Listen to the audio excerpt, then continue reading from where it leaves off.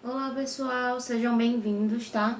Nossa aula de hoje será sobre anatomia, tá? Do nosso sistema neurológico, então vamos seguindo aí, tá? Sejam muito bem-vindos. Vamos lá. Vou apagar aqui a luz para ficar mais fácil a visualização de vocês, tá bom? Então vamos nos atentarmos, que é um assunto bem detalhado, né? Então vamos lá.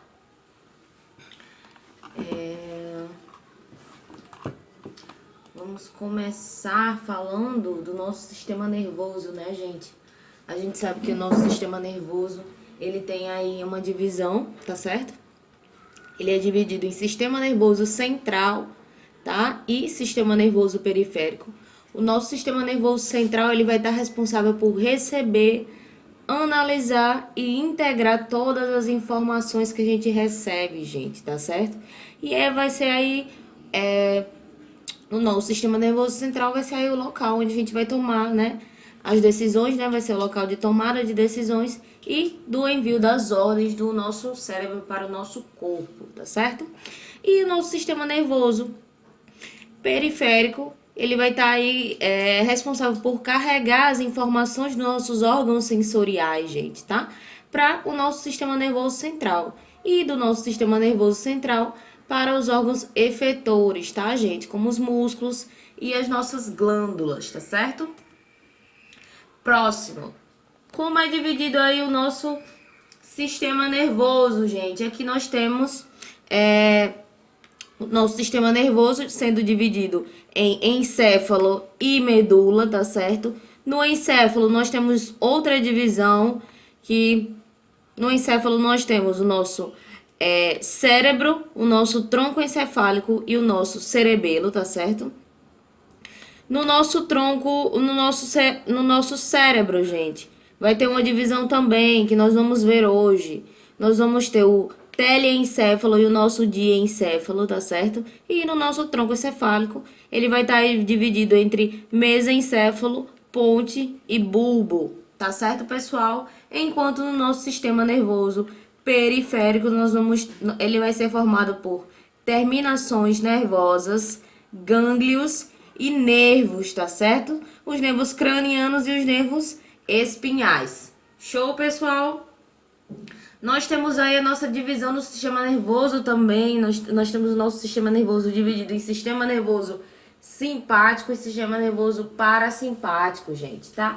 Nosso sistema nervoso simpático, né, que é o nosso sistema, que é a nossa resposta relacionada ao nosso estado de alerta fisiológico, né? Todos relacionados à nossa liberação de adrenalina, a nossa dilatação da pupila, inibição da salivação, tá? Relaxamento dos nossos brônquios, tá certo?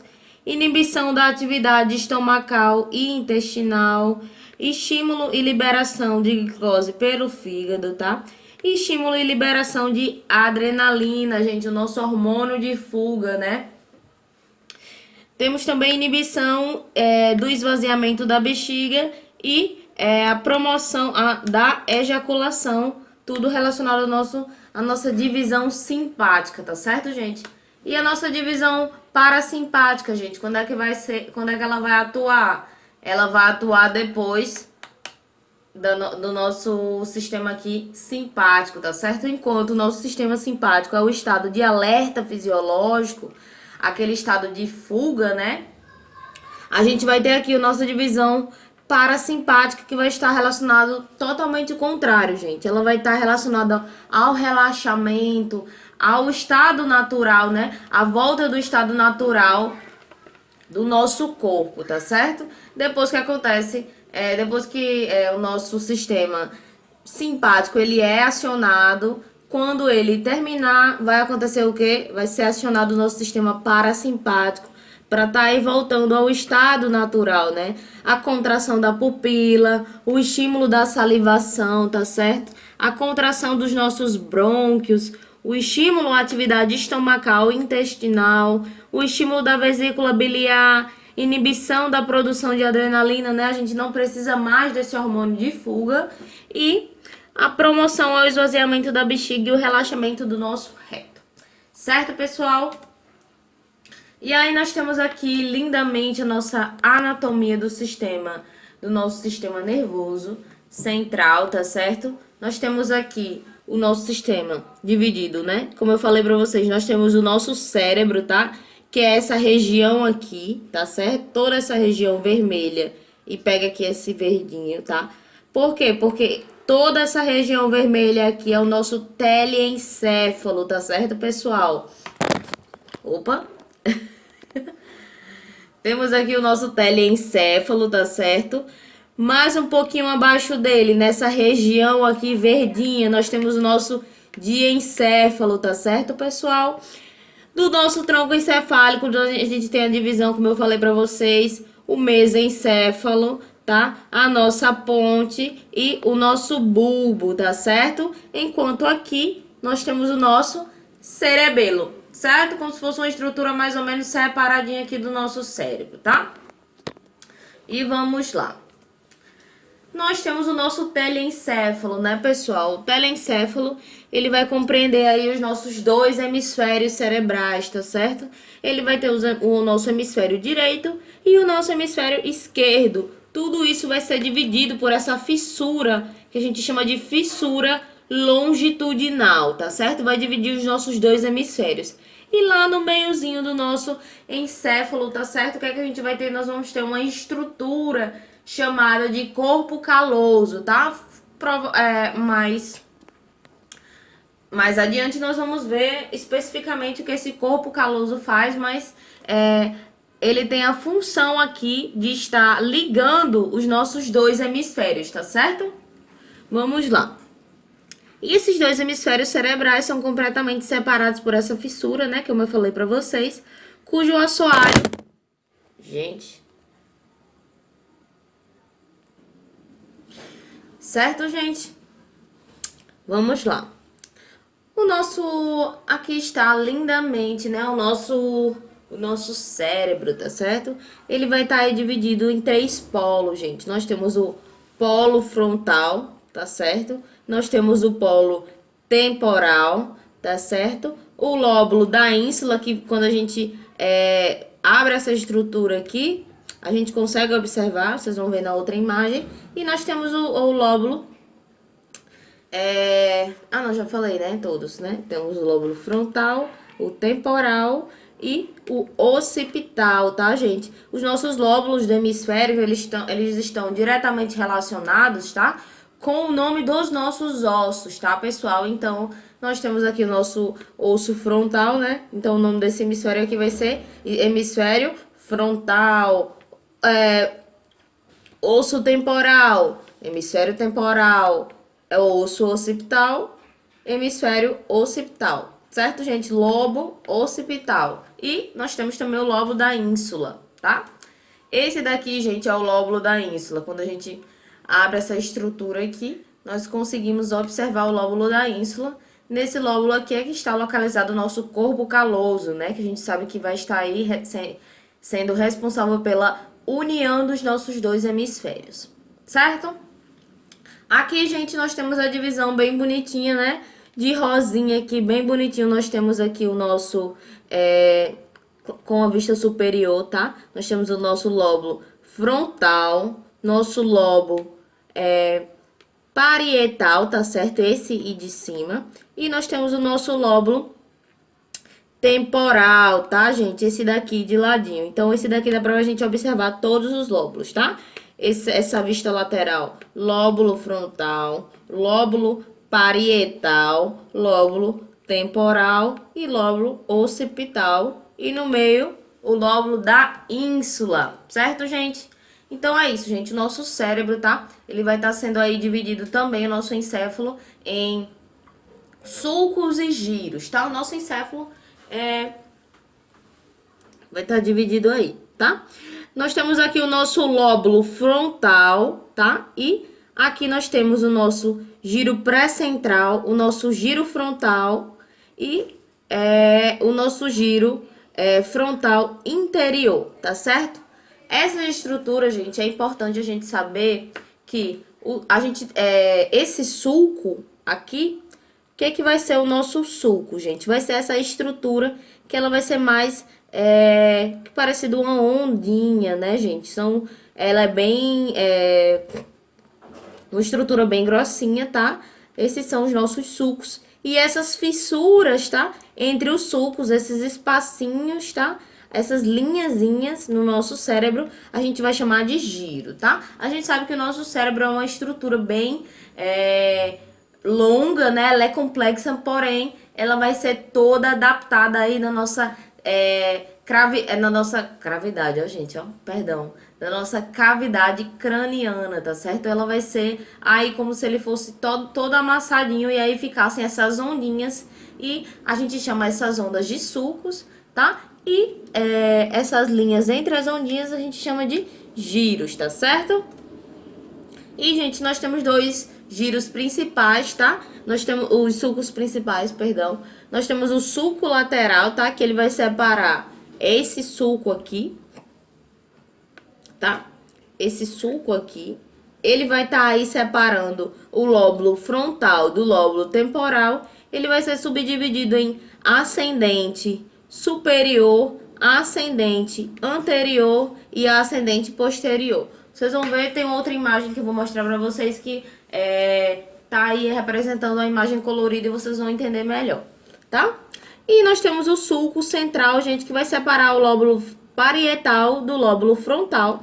O sulco central, ele vai ser aí ladeado por dois giros paralelos, tá certo? Um giro chamado de giro pré-central, muito importante esse giro, gente, porque é nesse giro pré-central que a gente tem as nossas funções responsáveis pelo nosso sistema motor primário, tá certo? E aí, nós temos esses dois giros, né? Giro pré-central, o giro posterior, que é o giro pós-central, esse giro aqui, tá certo? E aí eles vão estar situados no sulco central, relacionadas, gente, com a motricidade, tá certo?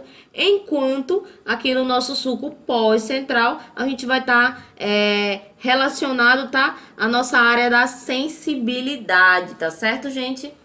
Vamos lá, aqui dá pra gente observar bem bonitinho. Nós temos aqui a nossa fissura, né? Interhemisférica. Por quê? Porque é a fissura entre os nossos hemisférios, certo, pessoal?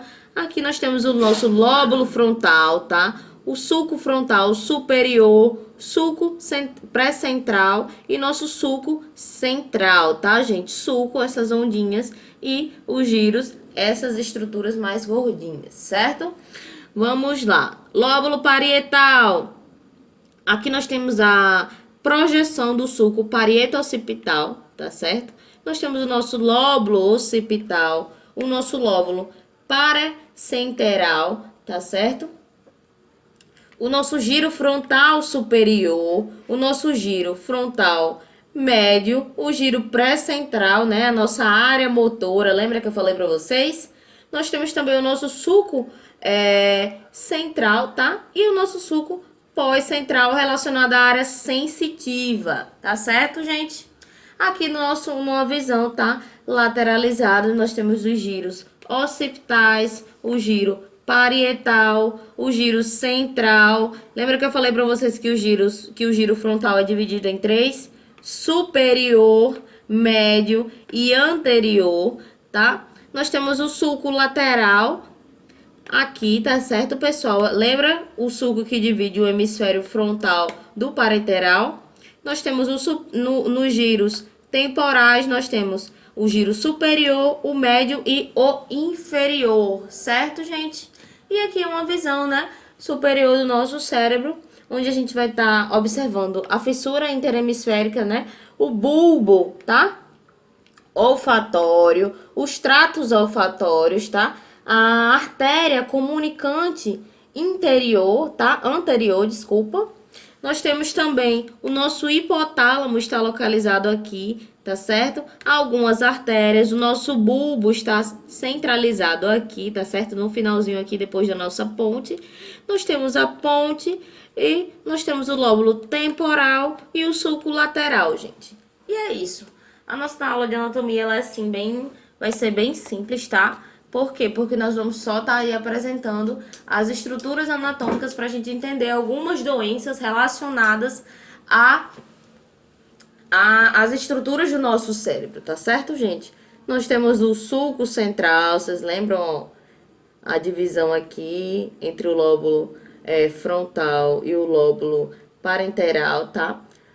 Lóbulo frontal, giro pré-central, né, relacionada à área motora, giro pós-central relacionada à área sensitiva. Aqui nós temos o lóbulo temporal, tá? O lóbulo parieteral, tá?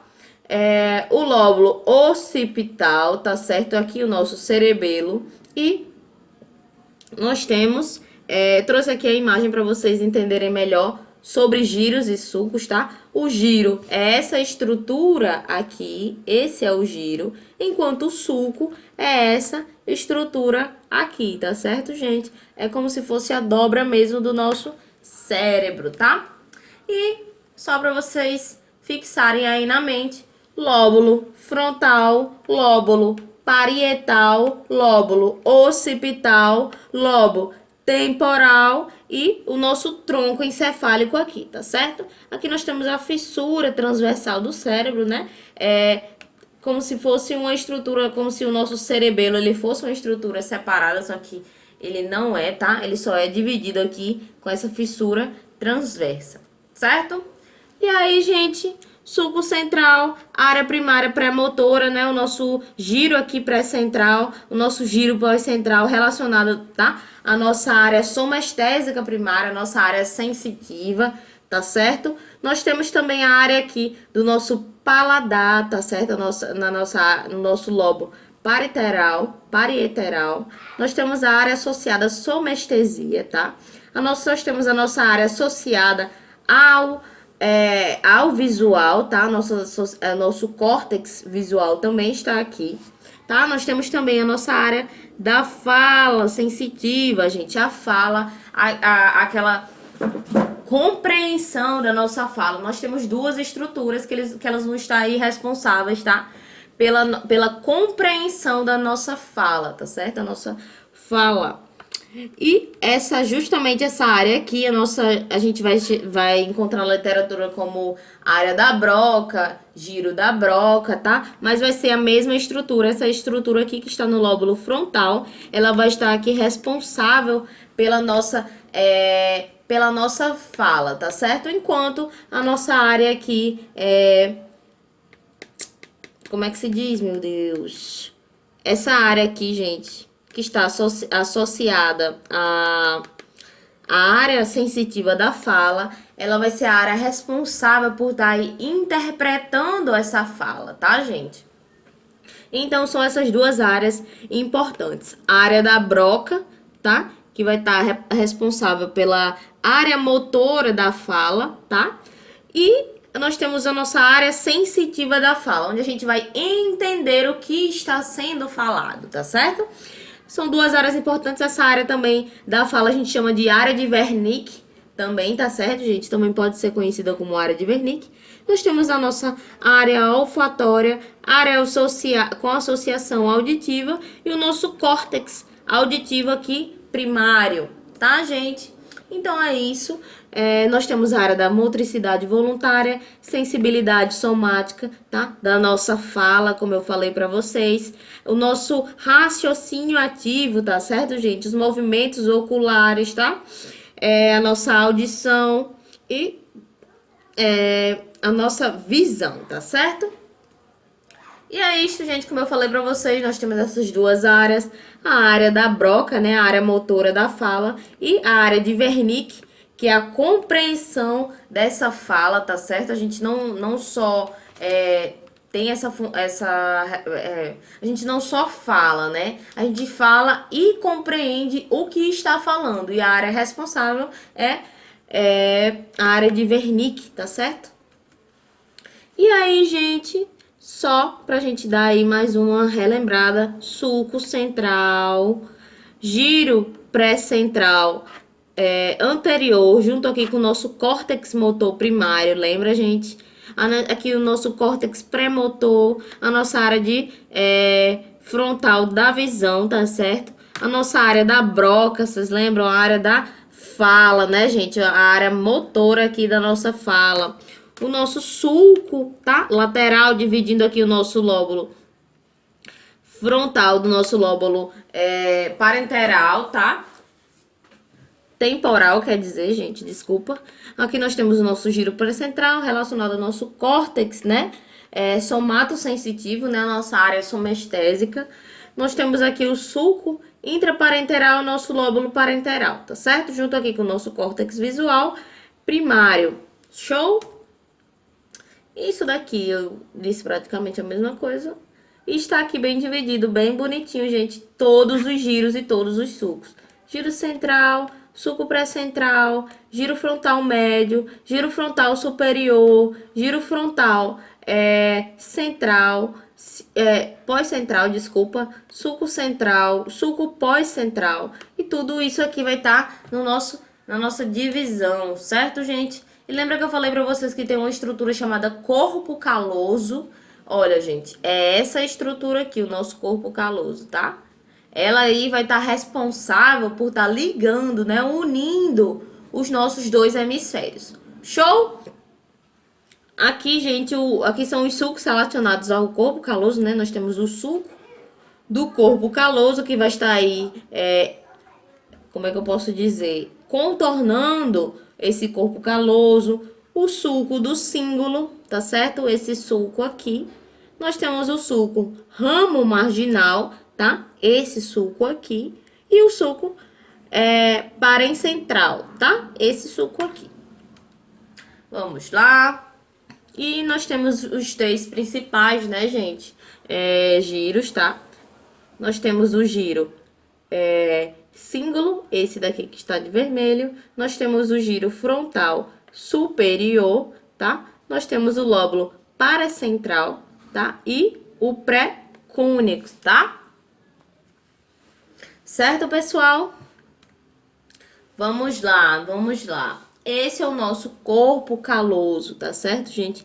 É a maior das nossas comissuras interhemisféricas, tá certo? Ele é formado por um grande número de fibras mielínicas, tá? Que vão cruzar o plano sagital mediano e penetrar aí em cada lado do nosso centro medular do nosso cérebro, tá? Unindo as áreas simétricas, tá? Do nosso córtex. Show? Esse é o nosso corpo caloso, tá? E esse, gente, é um dos sulcos importantes do telencéfalo, tá? Que a gente falou dele, tá? Mas só para dar uma ênfase aqui, que é o nosso sulco parieto-occipital, tá? Que ele vai estar aí dividindo entre o lobo parietal e o lobo occipital, tá certo? E, gente, depois da gente falar do telencéfalo, né? Vamos entrar agora no nosso diencéfalo, tá certo, gente? Nosso diencéfalo aí formado, tá? Pelo nosso tálamo, o nosso epitálamo e o nosso hipotálamo, tá certo? O nosso tálamo, essa estrutura aqui. O nosso epitálamo, essa estrutura pequenininha aqui. E o nosso hipotálamo está aqui logo abaixo do tálamo, certo? E aí o nosso diencéfalo e o telencéfalo, né? Eles vão aí estar formando o nosso cérebro, que vai corresponder, tá? Ao prosencéfalo, certo? E o cérebro, o cérebro, ele é a parte mais desenvolvida do nosso encéfalo, tá certo, gente? Vai ocupar cerca de 80% da nossa, 80% da nossa cavidade craniana, né? O diencéfalo, ele vai ser uma estrutura ímpar, tá? Que ele é visto com a porção mais anterior, tá? Do nosso cérebro. E aí o diencéfalo, ele compreende essas estruturas que eu já disse pra você. O nosso tálamo, o hipotálamo, tá? E o epitálamo, tá? Temos também o subtálamo, mas ele fica aqui embaixo do tálamo. Mas eu não coloquei ele hoje na nossa aula, não, tá bom? Vamos só falar do tálamo, epitálamo e hipotálamo, tá? O nosso tálamo, gente, extremamente importante aí, tá? Porque ele possui alguns núcleos, tá? Que vão estar aí transmitindo esse impulso para as nossas áreas sensoriais do nosso cérebro, gente. O nosso tálamo, ele é como se fosse uma... Como é que eu posso falar para vocês? Ele é como se ele fosse uma telefonista. Ele recebe o telefone e ele é como se fosse um clínico geral, vamos dizer assim. Ele recebe a mensagem Quando a mensagem chega lá no nosso tálamo, ele vai dizer assim: opa, essa mensagem aqui está relacionada à visão. Vou mandar lá para o lado do córtex cerebral que está relacionado à nossa visão, tá? Então ele vai fazer isso, ele vai classificar a mensagem, tá, gente? Ele tem uma função muito importante. Nós temos o corpo, né? Ou a gente chama de núcleo geniculado medial, que ele vai estar transmitindo impulsos auditivos. Nós temos o núcleo geniculado lateral, transmitindo os impulsos visuais. E nós temos o núcleo ventral posterior, que vai estar transmitindo os impulsos para o paladar, para as sensações somáticas, tá? Como o tato, a pressão, vibração, calor, frio e dor. Toda vez que você sentir esses sintomas, o que é que vai acontecer? O nosso tálamo vai classificar e vai, junto com esse núcleo, enviar diretamente para a área relacionada. Certo, gente? Então é isso. O tálamo ele vai servir como uma estação intermediária, tá? Para a maioria dessas fibras, que elas vão estar numa porção inferior do nosso encéfalo e da medula espinhal também, tá? Para as nossas áreas sensitivas do nosso cérebro. Ele vai classificar as informações, dando-nos uma ideia da sensação de que estamos experimentando, tá certo? E vai direcionar elas para as áreas específicas do nosso cérebro, para que haja essa interpretação, né, gente? O nosso sistema nervoso, ele é perfeito, tá? E qual é a função desse tálamo, gente? A gente já falou, né? Sensibilidade, motricidade, tá certo? Comportamento emocional, ativação do nosso córtex, tá certo? Vai desempenhar também papel no mecânico do mecanismo da vigília, tá? Ou estado de alerta. Quando a gente estiver em estado de alerta, essa mensagem vai chegar no nosso tálamo, certo? E aí, gente, nós temos o hipotálamo, gente, tá? É uma área que tá aí relacionada, ela é bem pequenininha, ela vai estar aí no nosso diencéfalo, né? Vai estar situada logo abaixo do nosso tálamo e ela vai ser uma área que vai se tratar de inúmeras variações, tá certo, gente? Por quê? Porque ela está relacionada à nossa atividade visceral, tá certo? É uma das áreas mais importantes do nosso sistema nervoso, a gente sempre tem que lembrar. Por quê? Porque está relacionado à nossa área visceral, tá, gente? O hipotálamo ele é constituído fundamentalmente por uma substância cinzenta que ela se agrupa em núcleos, né? E vai percorrendo o nosso hipotálamo, tá? Vai existir ainda um sistema variado de fibras, tá? Que a gente vai chamar de fórnix, tá? Ele vai percorrer, tá? De cima para baixo, cada metade do nosso hipotálamo, tá? Vai aí estar aí terminando no respectivo corpo mamilar. Esses impulsos, né, de neurônios, cujos dendritos e corpos celulares situam-se no hipotálamo, são conduzidos por um axônio até os neurônios localizados na medula espinhal, tá? E em seguida, muitos desses impulsos eles são então transferidos para músculos e para as nossas glândulas, tá? De todo o nosso corpo, tá? Gente, quais são as funções aí do nosso hipotálamo? Controle do sistema nervoso autônomo, tá? Nós vamos ter a regulação da temperatura corporal. Tudo isso vai estar relacionado ao nosso hipotálamo, tá? Essa estruturinhazinha aqui verde que vocês estão observando. Nós vamos também ter a regulação do sono, né, e da vigília, regulação da ingestão de alimento, regulação da ingestão de água, regulação da diurese, regulação do sistema endócrino, tá? E a nossa geração e regulação dos nossos ritmos, tá certo? Qual é a estrutura aí que a gente vai falar agora, gente? A gente vai falar do epitálamo, tá certo, gente? E aí, gente, o nosso epitálamo, ele vai ter uma estrutura, tá? Chamada de corpo pineal, tá? A gente geralmente, para algumas pessoas que são sensitivas, elas dizem que esse corpo pineal aí, essa glândula pineal, ela vai estar aí sendo responsável pelo nosso terceiro olho, né? Como se fosse um órgão do sentido, tá? Só, gente, que essa glândula é uma glândula endócrina, tá? Ela vai estar aí secretando um hormônio chamado melatonina, tá? E esse hormônio, tá? Ele vai estar aí sendo responsável para a contribuição, tá, do nosso relógio biológico, tá, gente? O nosso sono, ele é liberado durante o nosso sono. Tronco encefálico, gente. Nosso tronco encefálico, ele vai estar aí dividido entre mesencéfalo, tá? Ponte e bulbo. Show? Nosso tronco encefálico, gente, ele vai se interpor entre a medula e o diencéfalo, tá? Ele vai estar situado ventralmente no nosso cerebelo. E ele vai estar conectando aí a medula espinhal com as estruturas encefálicas localizadas superiormente, tá? A substância branca do tronco encefálico inclui tratos que recebem e enviam informações motoras e sensitivas para o cérebro, tá? E também os provenientes dele. Dispersa na substância branca do nosso tronco encefálico, encontra-se massas de substâncias cinzentas, denominadas de núcleos, né? Lembra que a gente já falou deles? E aí eles vão exercer um efeito intenso sobre essas funções, né? Como a pressão sanguínea e a nossa respiração, certo?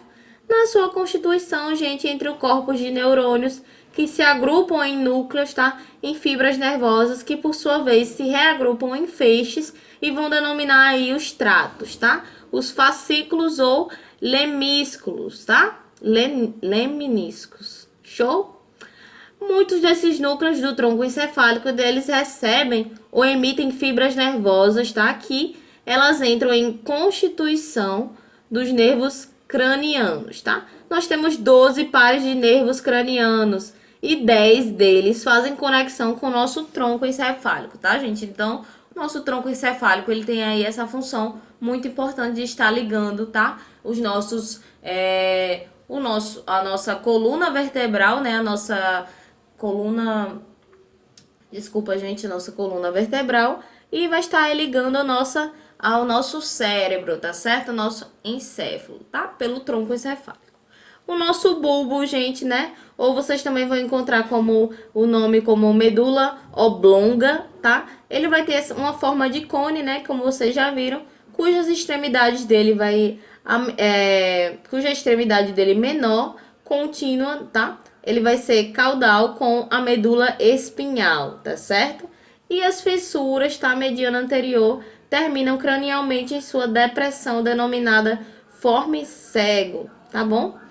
De cada lado da fissura mediana anterior existe uma eminência denominada pirâmide, tá? Pactos de fibras nervosas, tá? Descendentes que vão ligar as áreas motoras do nosso cérebro aos neurônios motores da medula, tá, gente? Então, ela é extremamente importante porque, vou mostrar pra vocês aqui. Olha, são essas daqui, são essas estruturas que a gente chama de pirâmide, tá? Ela que vai estar aí responsável por ligar os nossos nervos aos nossos nossos neurônios motores, tá? Pronto, gente. Vai ligar os nossos neurônios motores do nosso cérebro para os nossos neurônios motores da nossa medula espinhal, tá?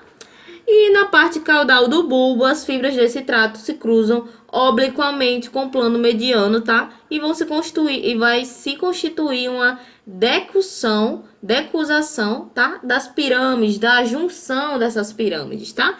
E é devido a essa decusação que o hemisfério cerebral direito controla o lado esquerdo do corpo e o hemisfério cerebral esquerdo controla o nosso lado direito, né? Por isso que quando a gente sofre, né, de um acidente encefálico, o que é que acontece? Quando o acidente encefálico ele ocorre no hemisfério direito, a gente sabe que o lado esquerdo do nosso corpo é que vai parar, e quando acontece no hemisfério direito, é o lado esquerdo que vai parar. Certo, gente?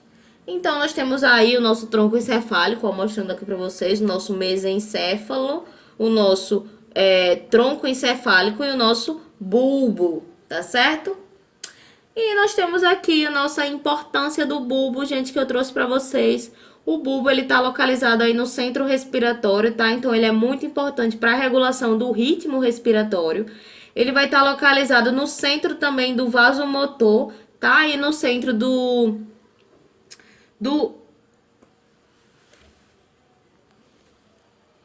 nosso vasomotor. né, gente? Então, e aí vai ser caracterizado aí com a presença, né, de centros respiratórios, né, do vasomotor no bulbo e vai tornando as lesões nesse órgão particularmente perigosos, né, gente? Então, se a gente levar uma pancada geralmente nessa região occipital, né, gente, ocorre um risco, né, da gente sofrer um trauma relacionado ao nosso sistema respiratório, tá certo? Em razão da importância em relação às funções vitais, o bulbo é muitas vezes chamado de centro vital, tá certo, gente? Pelo fato que dessas estruturas serem fundamentais para o nosso organismo. Você pode compreender a seriedade de uma fratura na base do crânio, tá? Só para vocês terem noção que se acontecer uma fratura, tá na nossa base, essa área é extremamente sensível, tá? Algumas drogas também aí elas vão estar causando certas doses, né, quando a dose é excessiva, né, de narcóticos, de algumas drogas, especialmente os narcóticos, o que pode acontecer? O nosso bulbo ele pode sofrer uma depressão, né? Ele sofre uma depressão e acontece do mesmo jeito com o nosso sistema respiratório, né? A gente para, tá, de respirar, certo, pessoal? Então aqui está o nosso bulbo, né? A estrutura das pirâmides, como eu falei para vocês, aí responsável pela ligar os nervos, tá? Motores do nosso cérebro com os motores da nossa medula espinhal. E é isso, gente. Nós temos a nossa ponte, que ela vai estar aí sendo parte do nosso tronco encefálico, tá? Interposto entre o bulbo e o mesencéfalo, está situada ventralmente no cérebro e repousa sobre a parte basilar do nosso osso occipital, tá certo, gente?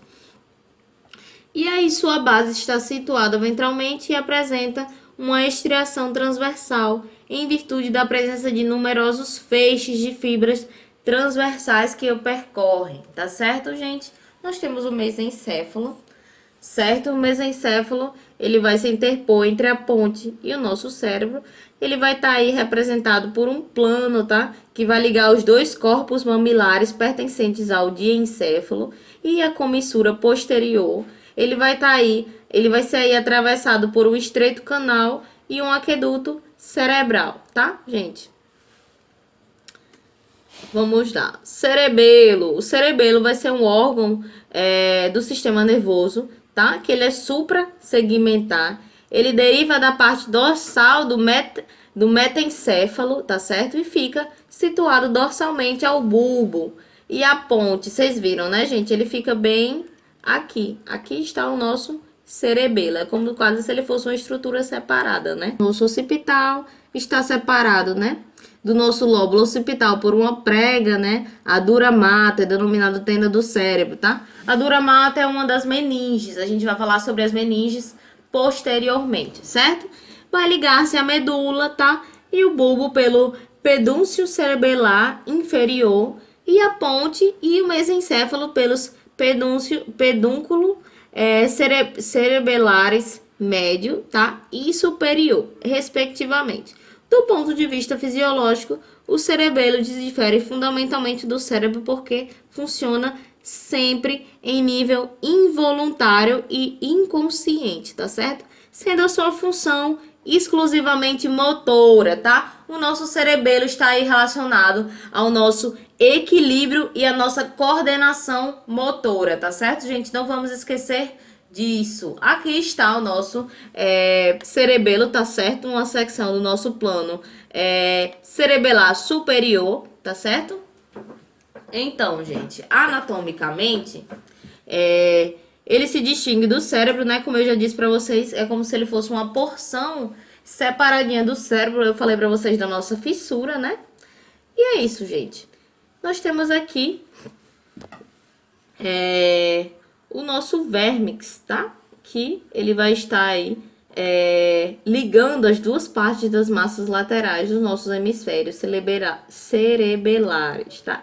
O vérmix é um pouco separado dos hemisférios na face superior do cerebelo e aí vai ocorrer a face anterior, onde os dois sulcos, né, são bem eminentes e vão aí separar as duas partes laterais, tá? Olha aqui o nosso corpo caloso, responsável por ligar os dois hemisférios, né, gente? E aí nós temos o vérmix, tá? essa estrutura aqui a gente chama de vérmix. Aí cada estruturinha dessa tem um nome. Não vou estar aí cobrando de vocês isso, porque isso é muito específico, tá, gente? E nós temos, assim como no nosso telencéfalo, né? Aqui a gente tem também como se fosse giros e sulcos, tá? Só que aqui a gente não chama de sulco, aqui a gente chama de giro, tá certo? Ou de vérmix. E as fissuras a gente chama de fissuras mesmo, tá? Não chamamos de giro. Aí nós temos pré-central, pré-culminar, prima, pós-clival, tudo isso no nosso cerebelo, tá? O cerebelo é constituído, tá, de um centro de substância branca, o nosso corpo medular do cerebelo, de onde irradia a lâmina branca do nosso cerebelo. Ela vai estar revestida externamente por uma fina camada de substância cinzenta, né? A nossa substância cinzenta, o nosso córtex, tá? E aí, gente, esse corpo medular do cerebelo com essas duas lâminas brancas, quando vista de um corte, né, saginal, como esse corte aqui, ele recebe o nome de árvore da vida, né? Parece uma árvore mesmo, com os raminhos aqui bem bonitinhos, tá? E aí, gente, no interior desse campo medular existem 4 partes de núcleo de substância cinzenta, que são os núcleos centrais do nosso cerebelo, certo? Medula espinhal, gente. Vamos falar sobre a nossa medula espinhal, certo? Nossa medula espinhal é uma massa, tá? Cilindroide de tecido nervoso situada dentro do nosso canal vertebral, tá? Sem tá ocupando completamente esse canal, tá certo? E aí vai ter o nível dele, né? Ele vai se limitar aqui no bulbo, tá? Aproximadamente ao nível do forame magno, né? Do osso occipital. Vai estar aí representado por 2 dilatações denominadas intumescência, gente, tá? A gente tem a intumescência cervical e a intumescência lombar, tá? Elas vão ser intumescências medulares, tá? Que vão corresponder às áreas que fazem conexão com as raízes grossas nervosas, tá certo? E aí vão formar um plexo braquial e lombosacral, tá? Que vai estar aí destinado às inervações dos membros superiores e os inferiores, respectivamente, certo, gente? Vamos lá. Nós estamos aqui, olha, gente, como é perfeito, né? O nosso sistema nervoso, tá aqui a nossa medula, tá? Com os nossos nervos e gânglios, tá? Tudo aqui, olha, como é bem detalhado, é bem estruturado, tá? Como o nosso corpo é perfeito, né? Nós temos, como eu falei para vocês, a intumescência cervical, tá? Que vai se estender aí nos segmentos C4 até o T1, C4 cervical, né? A quarta cervical, e a T1 a primeira torácica, tá certo? A intumescência lombar, gente, a lombosacral, que a gente chama também, ela vai se estender no segmento T11, né? Torácica 11 e L1, lombar 1 da medula espinhal, certo?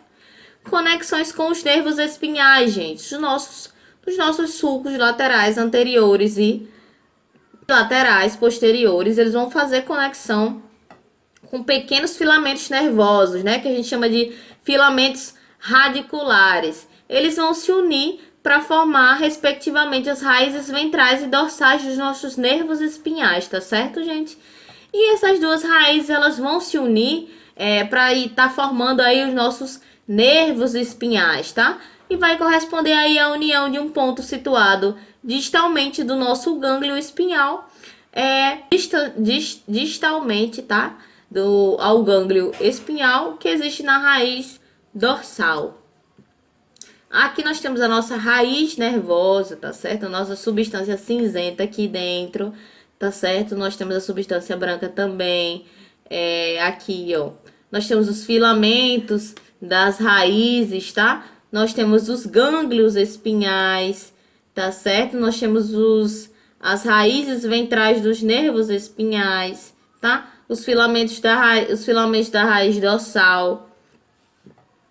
E nós temos aí 31 pares, tá? De nervos espinhais, que aí vão responder 31 segmentos medulares, tá? Que vão ser distribuídos aí em nós temos 8, né? Nós temos 8 cervicais, tá? Nós temos também 12 torácicos, 5 lombares, 5 sacrais e 1 coxígeno, tá? E aí, nós também encontramos 8 pares de nervos cervicais e apenas 7 vértebras cervicais, tá?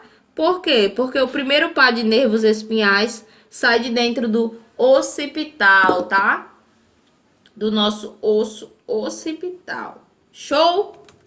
E vamos aí para nosso envoltório da medula, gente. Lembra que eu falei para vocês sobre as meninges? Pronto, a gente vai ver o que são as meninges agora, tá?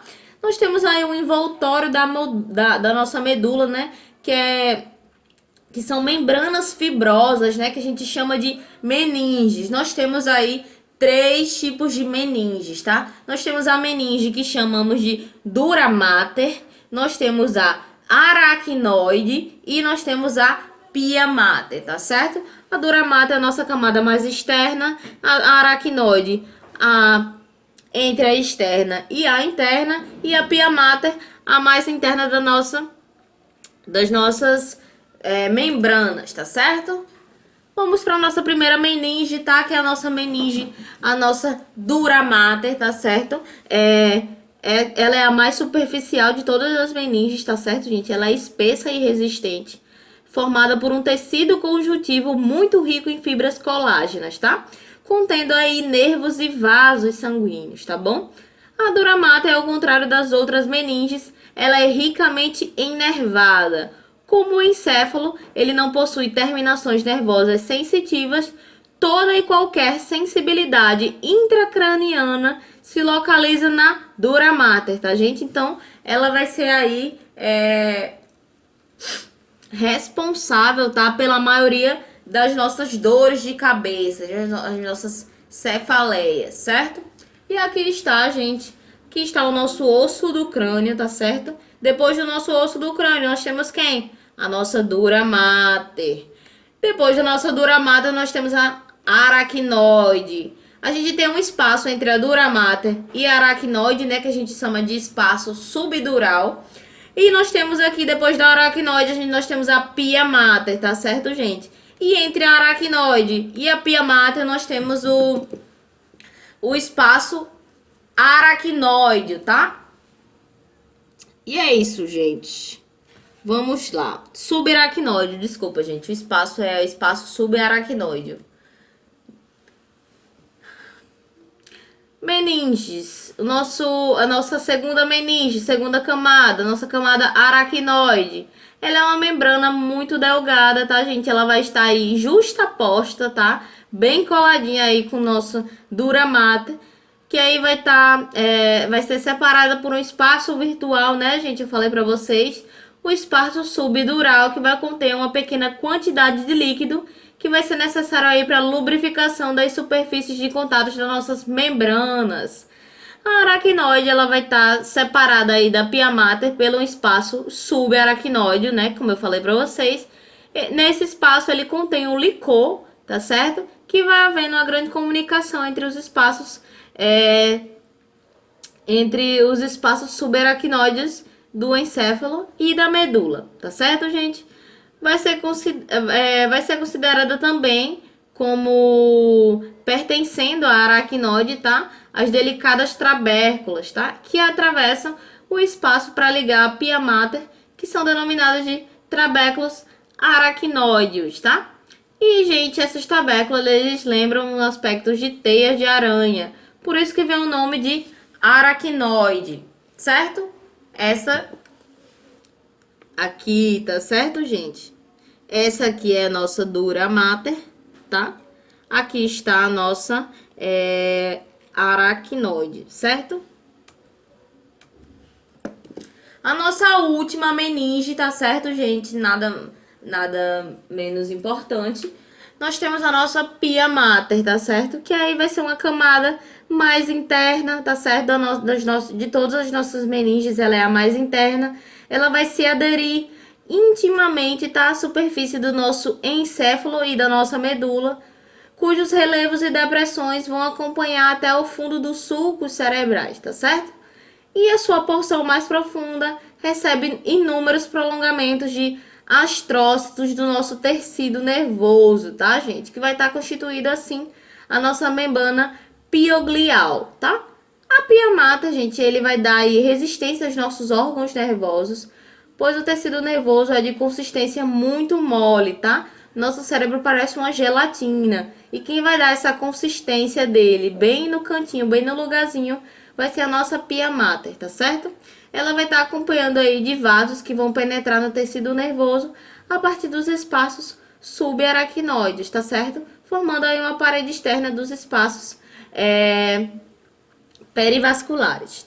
E só para a gente deixar bem claro aqui, os espaços, o nome dos espaços entre as meninges. Se for entre a coluna e o crânio, né?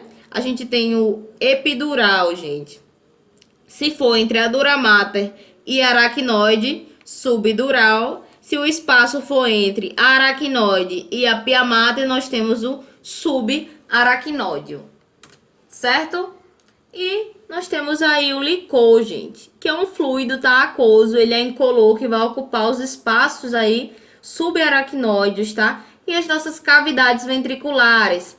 A função primordial é a proteção mecânica do nosso sistema nervoso central. Ele vai ser produzido aí nos feixes, tá? Dos ventrículos e também a partir da epêndima das paredes ventriculares e dos vasos leptomeninges. Gente, essas palavras parecem difíceis assim, mas só são estruturas, tá certo? Então, não fiquem com medo das palavras difíceis, certo? Às vezes eu até me enrolo para pronunciar, porque realmente são palavras que não são comuns no nosso vocabulário, né? E aí, gente, através das aberturas medianas e laterais, tá, do nosso quarto aí ventrículo, o licor ele vai passar para os espaços subaracnoides, sendo absorvido principalmente pelas granulações, tá? Que vão proteger aí o interior do dura mater, tá?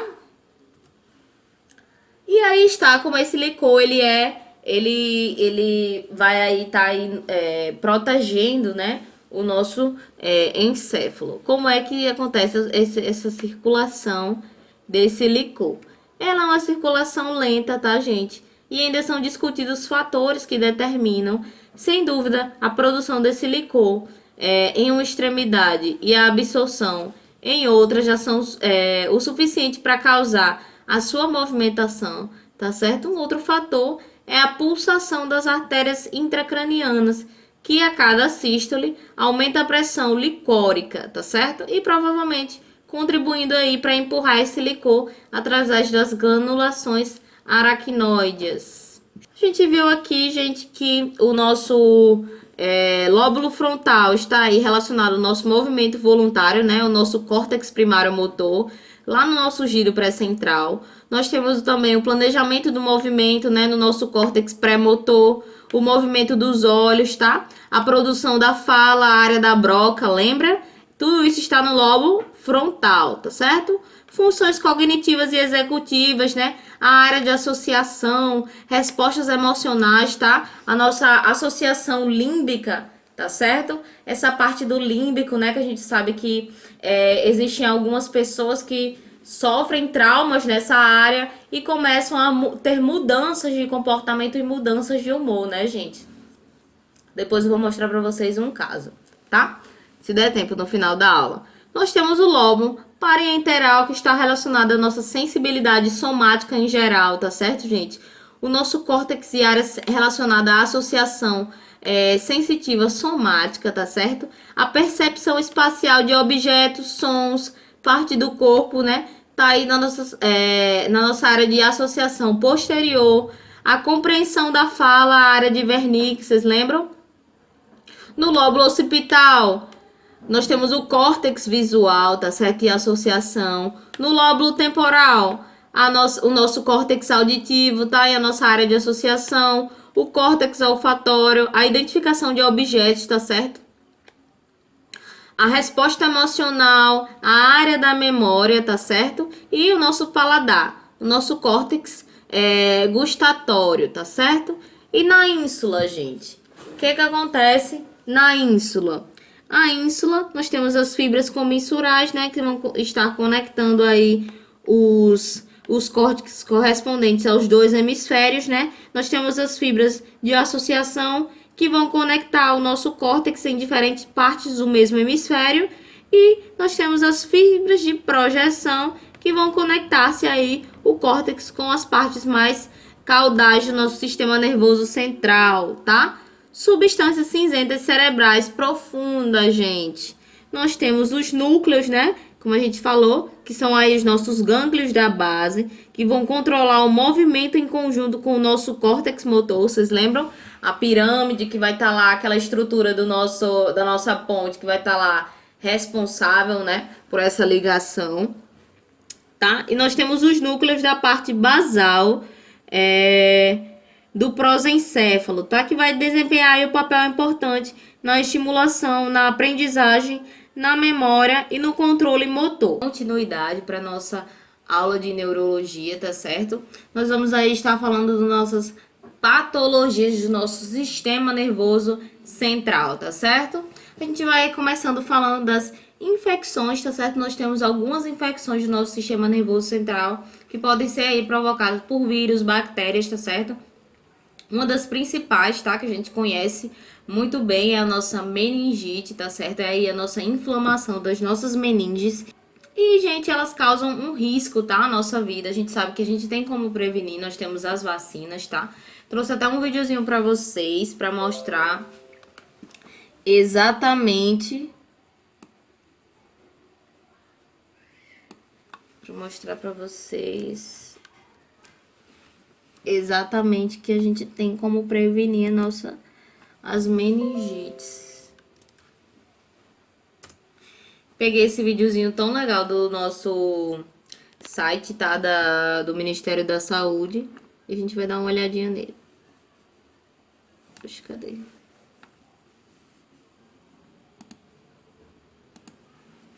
Vou apagar aqui pra vocês verem. Meninos de 11 a 14 anos e meninas de 9 a 14 anos estão convidados para se protegerem contra a meningite e o HPV. O HPV é um vírus perigoso que pode causar vários tipos de cânceres, como o câncer de colo do útero e o câncer de pênis. Já a vacinação contra a meningite vai funcionar da seguinte forma: primeira dose para alguns jovens e dose de reforço para quem já se vacinou. Quando os adolescentes se vacinam contra a meningite, os adultos ficam indiretamente protegidos também. Sabe por quê? Porque os jovens vacinados inibem a transmissão da doença. 37 mil salas de vacinação no Brasil inteiro devem imunizar 10 milhões de jovens e adolescentes. E a vacina fica disponível o ano inteiro. E atenção, no caso da vacinação contra o HPV, a proteção só estará completa com as 2 doses da vacina. Escolas também podem colaborar com a vacinação. É só os gestores municipais de saúde e educação acertarem a parceria com o Ministério da Saúde. Viu só o quanto é importante se vacinar? Vai já garantir sua proteção contra o HPV e a meningite.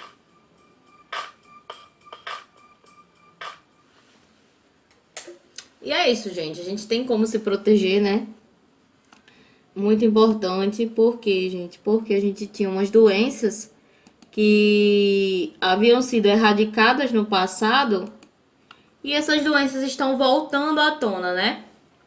Eu já tinha falado em alguns pontos com vocês em saúde da criança, né?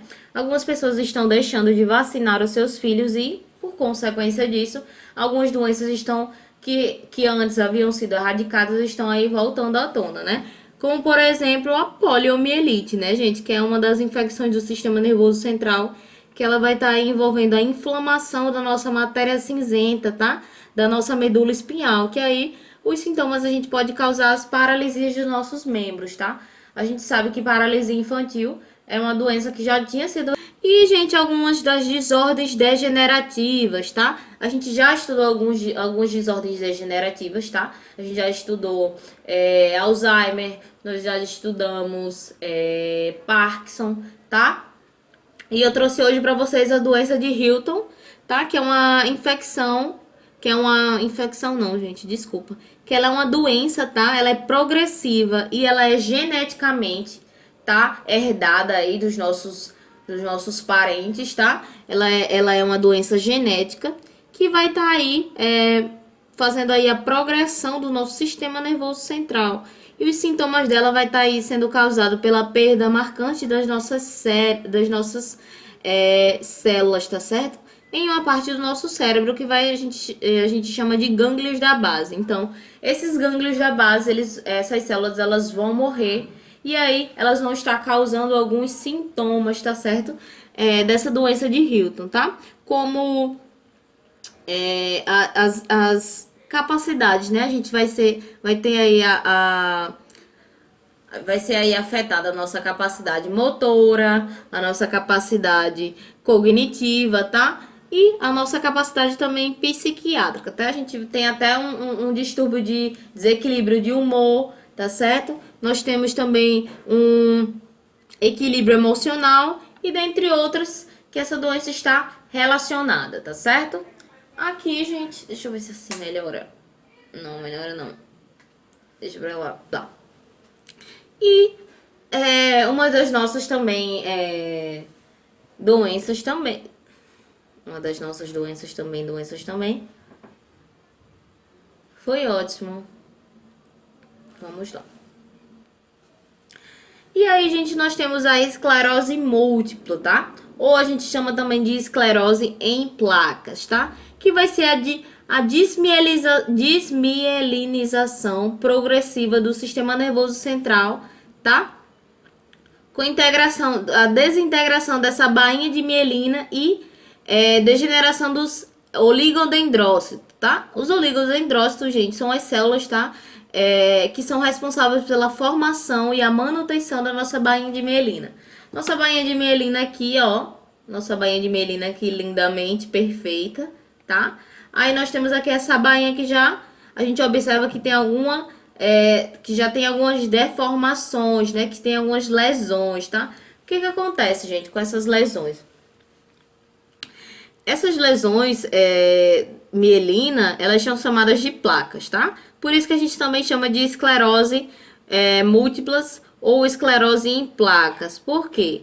Porque essa esclerose múltipla, ela vai fazer com que essas lesões nessa bainha de mielina, né, que protege o nosso axônio, ela vai fazer com que elas causem distúrbios que façam uma má comunicação entre o cérebro e o nosso corpo, tá? Então ele vai estar aí apresentando sintomas como formigamento, demência, tá? Dormência no corpo, a visão dupla, a falta de equilíbrio, as contrações musculares, fadiga, tá? Perda da força e problemas cognitivos, tá certo, gente?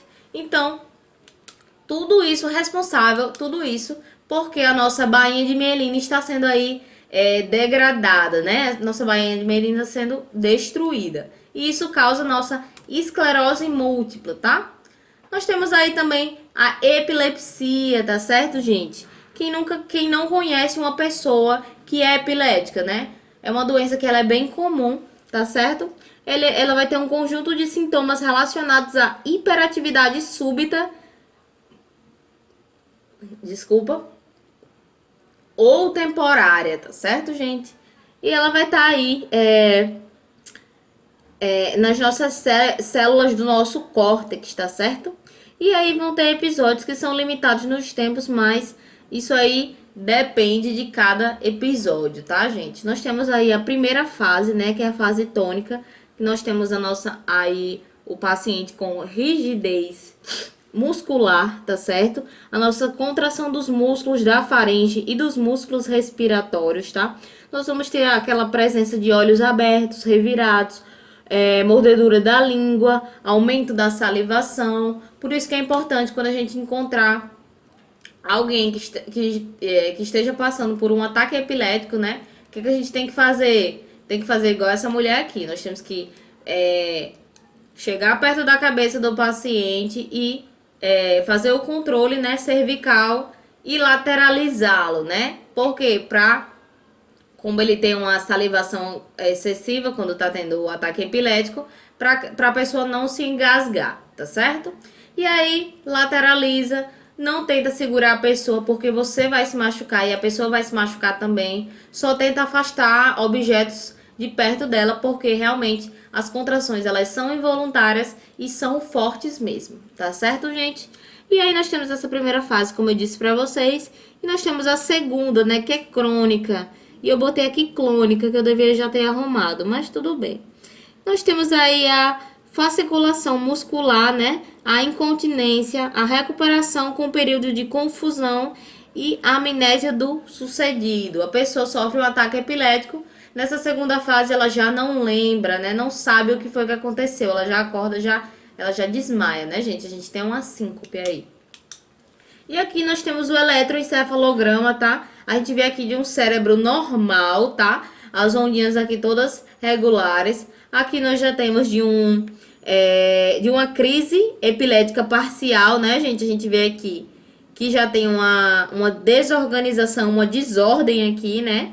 E depois volta ao normal. E nós temos aqui uma crise epilética generalizada, né, gente? Quando aí tem uma duração aí maior e podem estar aí causando alguns danos para essa pessoa, tá?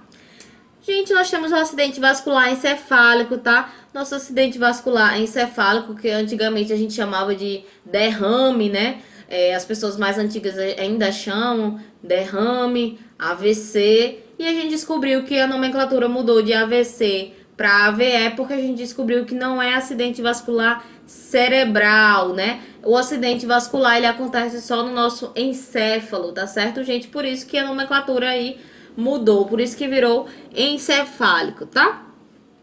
E ele vai acontecer, gente, quando os vasos que levam o sangue para o nosso cérebro, ou eles vão entupir, ou eles vão romper, tá certo? E aí vão provocar uma paralisia na área cerebral que ficou sem circulação sanguínea, tá certo, gente?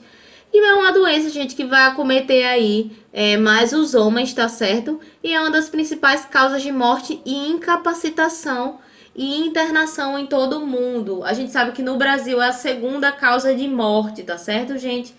E também nós sabemos que o AVE, ele vai estar aí dividido em duas formas. Nós temos o isquêmico, né? O AVE isquêmico, que vai estar aí relacionado ao entupimento, né? A uma falta de uma hipóxia em uma determinada região do nosso cérebro. E nós vamos ter aí o nosso AVE hemorrágico, né? Que já vai ser, não vai ter essa hipóxia, a gente já vai ter um rompimento, tá? Desse vaso sanguíneo, provocando aí um sangramento em todo o nosso encéfalo, tá, gente? E é assim que acontece. Deixa eu apagar aqui para mostrar para vocês.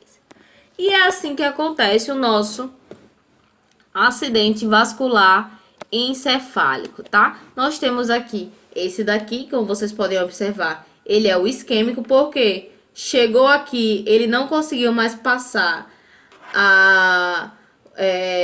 os nutrientes e o nosso oxigênio para essa parte do cérebro aqui, então essa parte do cérebro aqui ficou sem oxigênio, vai sofrer uma isquemia, né? Por isso que a gente chama de AVC isquêmico.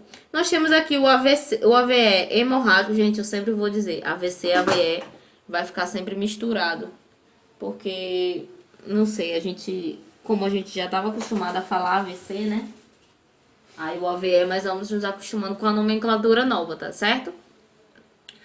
O AVE aqui, hemorrágico, já vai ser o extravasamento aqui desse sangue, né, gente? A ruptura desse vaso, que vai acontecer isso daqui com o nosso cérebro, tá? Olha, gente, como acontece. E aí, o que é que pode causar esse AVE hemorrágico, gente? A gente tem tantas causas que podem causar o AVE, que pelo amor de Deus, né? Mas, gente, uma das principais causas é a pressão alta, tá certo? Quando ela tá descontrolada, ela pode fazer mesmo a ruptura, tá? De um vaso. No entanto, o AVL também pode ser causado por outros fatores, gente, como alguma hemofilia, algum distúrbio de coagulação do nosso sangue, algum ferimento na cabeça ou no pescoço, tratamento com radiação para o câncer, tá certo? Claro, câncer de pescoço ou de cérebro, arritmias cardíacas, doenças de válvulas cardíacas, defeitos cardíacos congênitos, tá? Pode ser também provocadas por infecções, tá? Doenças como sífilis, doenças de Lyme, vasculite, tuberculose. Gente, também a insuficiência cardíaca, né? O infarto agudo do miocárdio também pode ser aí responsável pelo nosso AVE hemorrágico, né? Quando a gente pode aí estar por alguma deficiência do nosso coração, alguma insuficiência, o que é que pode acontecer? A gente acabar levando um trombo, né, para o nosso cérebro, tá? E, gente, nós temos aí como reconhecer quando uma pessoa está tendo um AVE, tá certo? A gente tem aqui essa cartilha, tá, do Ministério da Saúde, e ela tá aqui, explica para vocês os principais sintomas. A gente tem aqui quatro quesitos que a gente vai perguntar para essa pessoa e vai verificar se ela está apresentando aí sinais de um AVE. Primeiro, a gente vai pedir para a pessoa sorrir, né? Sorria, e ela não vai conseguir, por quê? Porque um lado do corpo dela vai estar aí, um lado da boca dela vai estar aí apresentando uma estrutura torta, né? Ela vai estar começando ela vai ficar com a boca torta, tá? É um dos primeiros sinais. Segundo, você vai pedir para a pessoa abrace, ou pede para a pessoa levantar o braço. Levanta o braço direito, a pessoa não vai conseguir ter essa funcionabilidade normal, né? Ela não vai conseguir levantar os membros e vai ter a perda da força, tá certo? E a gente vai também, outro sinal, a gente pede para ele repetir alguma música, né? Repita tal coisa, me diga tal coisa. A pessoa não vai conseguir, por quê? Porque ela vai ter uma dificuldade na fala, tá certo, gente? Quando a gente tem um AVE, a gente também tem automaticamente essa incapacidade, tá? Essa dificuldade. E assim que a gente perceber esses sintomas, o que é que a gente tem que fazer? Tem que ligar para SAMU, gente. Urgente, né? Haja rápido. O tempo perdido é cérebro perdido, tá certo, gente? Muito importante isso, porque quanto mais rápido a gente conseguir aí assistenciar esse paciente, mais rápido a gente vai ter e maior a chance de sobrevida dele, tá certo? E aí, gente, como é que vai começar um AVC? Uma fraqueza, um formigamento, tá na face, no braço ou na perna, especialmente de um lado específico do corpo, tá certo? Nós vamos ter um quadro de confusão mental, alteração na fala e compreensão. A gente vai falar com aquela pessoa, ela não vai entender o que você tá dizendo, tá certo? Nós vamos ter alteração na visão também, alteração no equilíbrio, tá? A pessoa não vai ter mais a coordenação motora, vai ficar tonta, vai ter alteração quando ela estiver andando, tá? Dor de cabeça súbita e intensa sem causa aparente, tá certo? E, gente, aí quais são os principais fatores de risco aí para que aconteça um AVE? Hipertensão, tá certo? É o nosso primeiro.